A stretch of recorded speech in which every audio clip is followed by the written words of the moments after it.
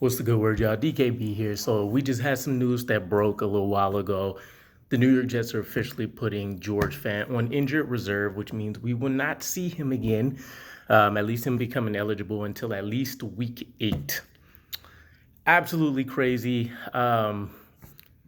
It's a very odd season because there's a lot of things that we have to necessarily question about information the coaching staff is getting, how they're delivering it, and what is actually fact from fiction. Because the most recent news that we got surrounding George Fant was that he's aggravated the knee injury, the same one he had surgery on during the offseason, and that potentially the most they were considering going with this was that they would allow him to sit this week, give him some extra recovery time, and then he would play in week 5. But we've nixed that whole plan. We'll see what more information comes out, but we nixed the plan.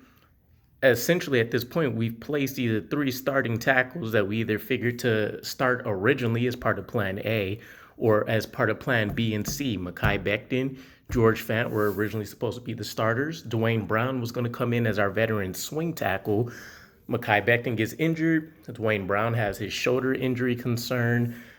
We end up having to force Max Mitchell into playing time much earlier than expected, which thank God for us. He's been at the very lowest scale, rank of playing. He's been serviceable and average, which, technically, if you want to go with the statistics, he's right up there with AVT in terms of one of our top performers. But that left side of the line is leaving a lot to be desired, and it's very scary. We have been trying to get some tackle help, but again, we're relying on Connor McDermott right now. Mike Remmers has been signed. He's on the practice squad, but he's going to need some adjustment time after not playing. I think it's about a year or just over a year. And then we just picked up Cedric Ogilvie as well. But again, it's essentially going to be the same plan. So we've had to sign another starter and another swing backup to kind of help fill in these gaps.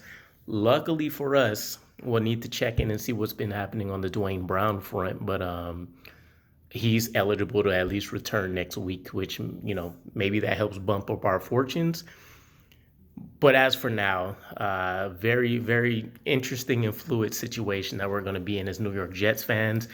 We shall see how badly this impacts us over this first week back. We're still waiting on the Zach Wilson news to see if he returns, but it's not going to be a great game if the statue Joe Flacco has to go back out there and try to toss another 50 balls in a week. So we shall see. There's a lot of moving pieces for us this week. We'll just have to kind of pray for the best. But let me know what your guys' thoughts are.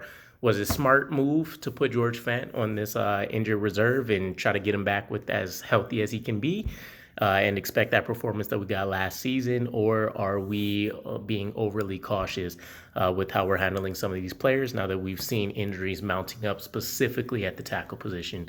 I'll catch you guys again, though. Peace.